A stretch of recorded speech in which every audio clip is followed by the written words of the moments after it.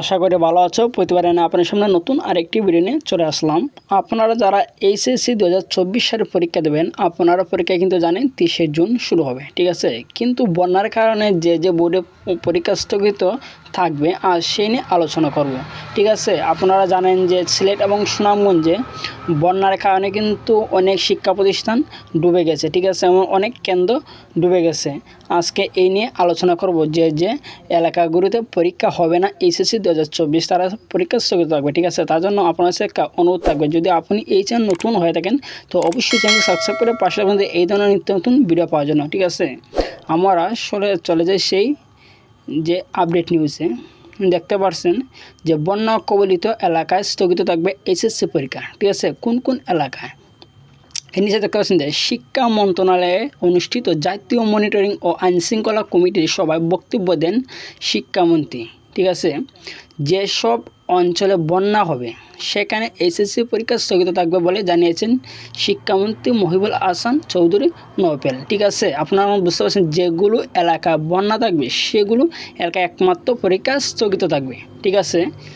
আজ বুধবার এইচএসসি ও সমমানের পরীক্ষা 2024 উপলক্ষে শিক্ষা মন্ত্রণালয়ে অনুষ্ঠিত জাতীয় মনিটরিং ও আইনশৃঙ্খলা কমিটির সভায় এই সিদ্ধান্ত হয়।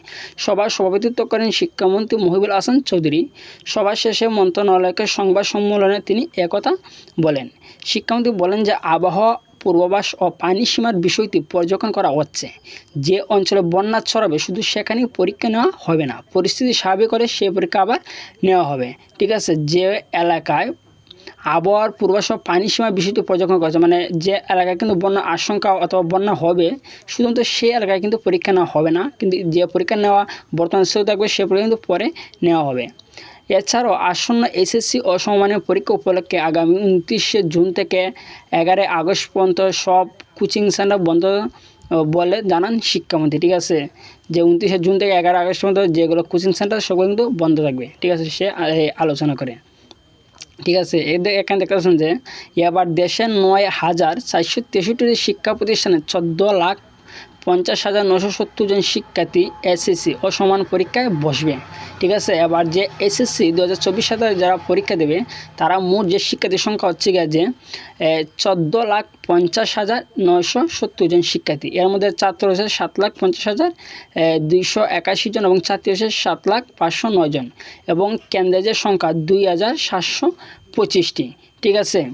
মোট শিক্ষার্থীদের মধ্যে 9টি সাধারণ বোর্ডের এইচএসসি পরীক্ষার সংখ্যা হচ্ছে 11,28,281 জন এবং মাদ্রাসা শিক্ষা বোর্ডে দাখিলে পরীক্ষার্থীর সংখ্যা 8,066 জন এবং কারিগরি বোর্ডের শিক্ষা বোর্ডে এইচএসসি ও ডিপ্লোমা ইন কমার্স পরীক্ষায় বসবে 2,34,433 জন, ঠিক আছে। আশা করি বুঝতে পেরেছেন যে কোন কোন এলাকায় কিন্তু এবং কতজন পরীক্ষার্থী। এবার এটা বললাম যে কোন কোন এলাকায় পরীক্ষা বন্ধ থাকবে, ঠিক আছে। যেগুলো এলাকা বন্যা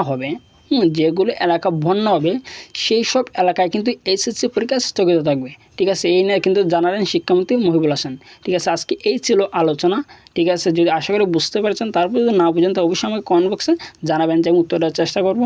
আর যদি আপনার সাথে চেষ্টা করবেন ভিডিওটি যদি ভালো লাগে থাকে তো অবশ্যই একটি লাইক দেবেন। না যদি এই চ্যানেল নতুন দর্শক হয়ে থাকেন তো আপনার সাথে রিকোয়েস্ট করবে এই ধরনের নিত্য নতুন ভিডিও পাওয়ার জন্য আপনি চ্যানেল সাবস্ক্রাইব করে পাশে থাকুন। ধন্যবাদ, দেখা হবে অন্য কোনো ভিডিওতে।